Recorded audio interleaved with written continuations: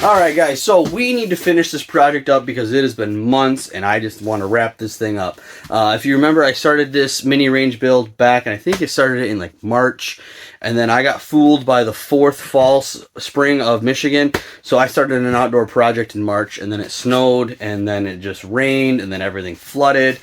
And now we are here in the beginning of June. So we're going to wrap this project up. We got one more thing to build, but if you don't remember everything that we've done so far, here's a nice fun recap.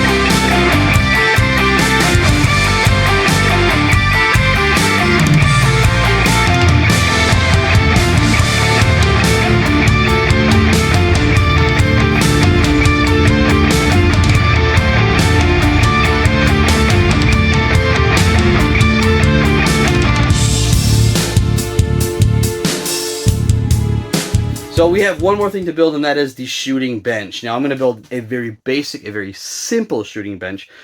With that being said, ladies and gentlemen, let's get right into it. Let's get nasty! And the first thing that I'm going to do is I'm going to cut my legs at 29 inches.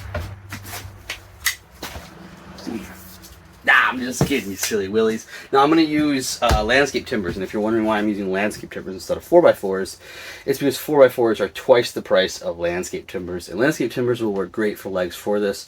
Whenever I have a project outside that I can get away with using landscape timbers instead of the 4x4s, I realize they don't have the structural integrity of a 4x4, but I'm going to cut these at 29 inches.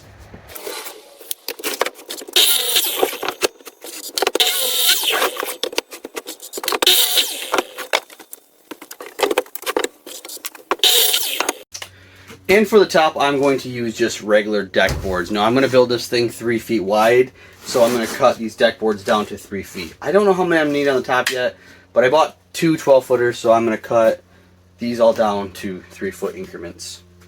Starting cutting it in half at 6 feet because I don't have the room in my shop.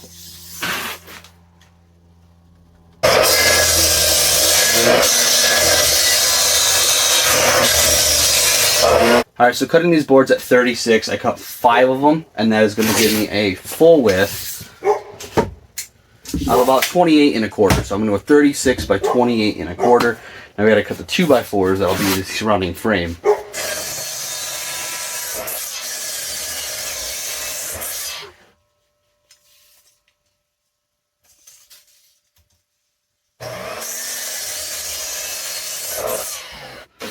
So basically now I'm just going to build 2 frames and add some legs.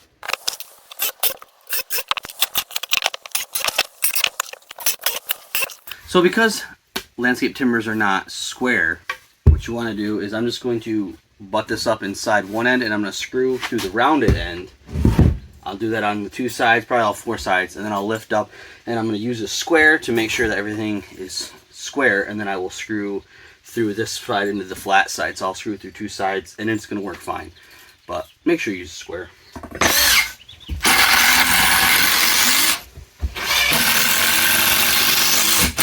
Alright, so let me give you advice on how I'm going to do this, because this secondary frame is going to be almost like a shelf, but it's actually going to act as the bracing for the seat.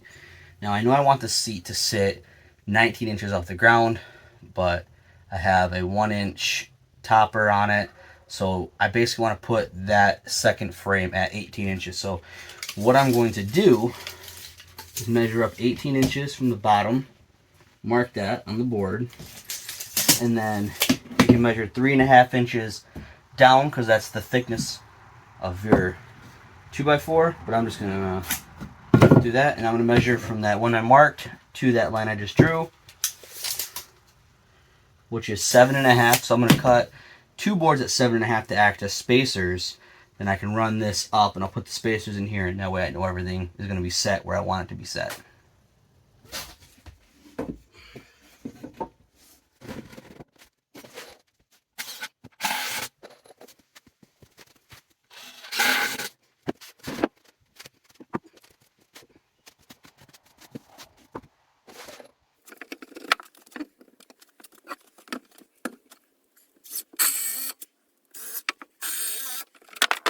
So I just shoved like an entire 2x4 inside my finger. I don't have tweezers out here. Woo!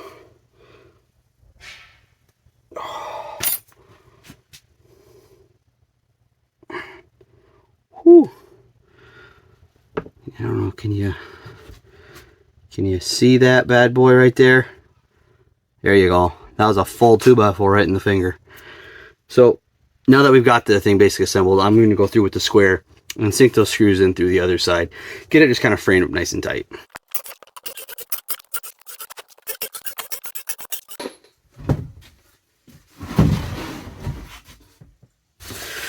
So now to add the seat, what I did is I just took a scrap piece of deck board that I had and I screwed it on this side, right? Because I just want to see how big it needs to be. I realized that you need this leg, because if you don't have this leg and you go to sit on it, it's like a pony, right? We don't need that. So 14-inch piece right here, that'll provide the leg. Now you just want to see where you need to sit to be comfortable while taking aim. So I'm pretty short. This board is 46 inches. It seems like it's going to work for me. Take your makeshift boom boom stick, and that'll sit pretty good. Again, it's 46. Now, there'll be room to scooch a little farther back, but this is actually going to work really well. I was going to actually add more wood to this. I don't think I'm going to. I think I'm just going to leave this a deck board with this. We'll run a piece of 2x4 from here to here to add a little bit of strength to this back leg. But I think 46, I think that feels pretty good.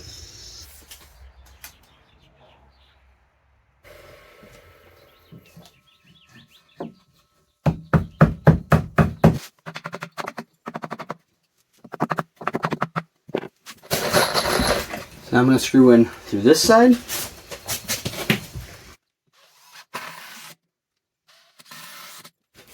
Then I'm going to toenail in this side, but first I'll screw from the top to suck it up.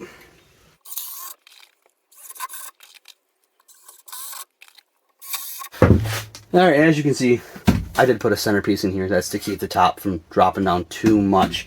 Now, to put on the top, you always want to go crown down when you can with deck boards. So what that means is you can see there's this half circle.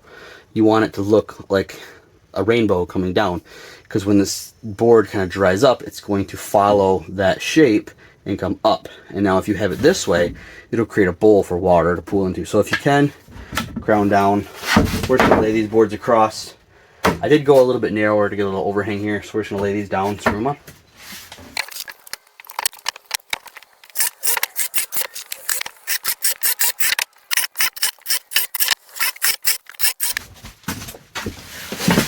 So basically I built a one-seated picnic table. Now, as you can see, I did not leave any gaps in between these boards up top, and the reason I did that is because I just got these from Menards and they're still waterlogged, and as they dry out, they're then going to shrink. So if you were to gap them now, later on your gaps would be humongous. So that's one trick that I've learned when doing decking is if your boards are already wet, don't worry about trying to put a space, because once they dry, they will give you that space. But we're not done yet. I still have one more thing that I want to do to this bench, which by the way is surprisingly pretty comfy.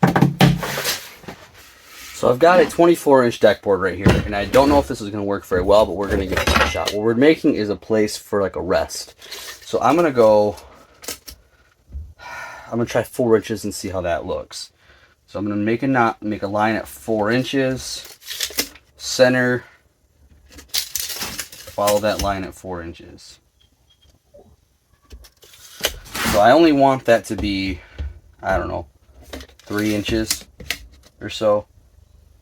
We're going to 2 inches. We want a 2-inch section down there. So as you can see, here's my center, 4 inches down. Here's my inch and inch.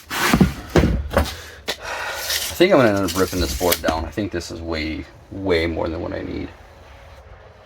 So I'll end up ripping the board down. But what I want to do is I'm going to take from that 2-inch mark, and I'm just going to do an angle here. Doesn't have to, I don't know what I'm doing here. So we'll rip an angle there. That's 3 1/4 in, 3 1/4.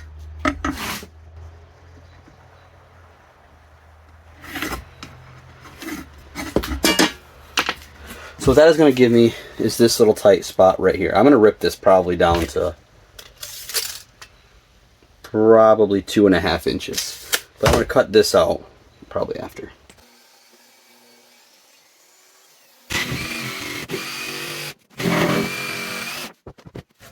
So now I'm going to screw these on like this, 2 on one side, 1 on the other. And my idea is, because if you only did it on one side, it could allow it to tip forward or tip it backwards, and you want to keep this thing as stable as possible. So I'm just going to add these screws in here. And again, I don't know if this is going to work. Just an idea that I had.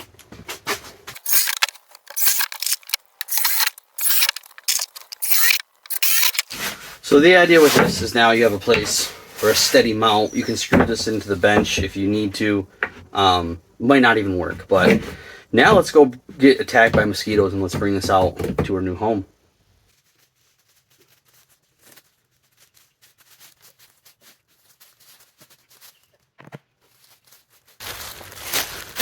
Alright, that thing's heavy.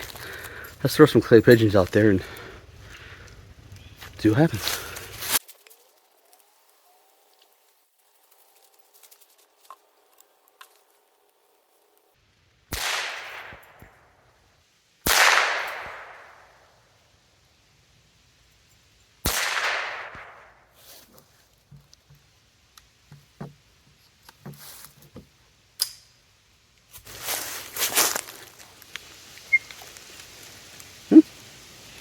Not bad.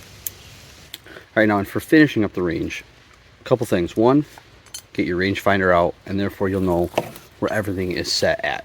Now, what I did in my hunting blind is I rangefindered specific elements, like big tree, downfall tree, and then I wrote down the ranges on there, the yardages on the inside of my blind. And you can do the same thing here if you just want to know where everything is. So for instance, my bag for my archery range is at 19 yards. I'll probably push that out a little bit right now, but we're sitting at 19 yards. Then I bought a couple of these self-setting targets. I'm just going to put those out at different ranges. It doesn't really matter where at, but just add a bunch of targets into your shooting lane. We whacked everything, so we're just ready to play with it now.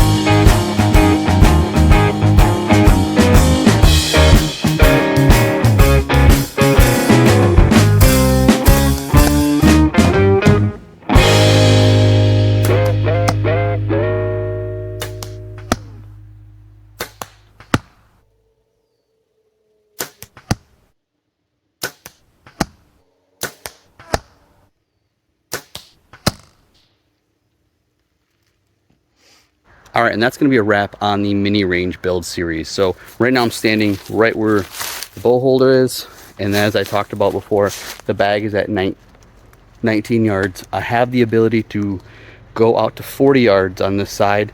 If I ever want to shoot a crossbow or anything out here, I have that ability to go farther, but with my compound, I'm well in 20-25 yards would be the max there. So there's that clearing there. Then we go over to the gun area. I have the shooting bench right here, and from the shooting bench down I have the ability to go 80 yards. It'll get a little tight lane, but there's an 80-yard lane that runs that way. You can see the metal clay pigeon tree right there.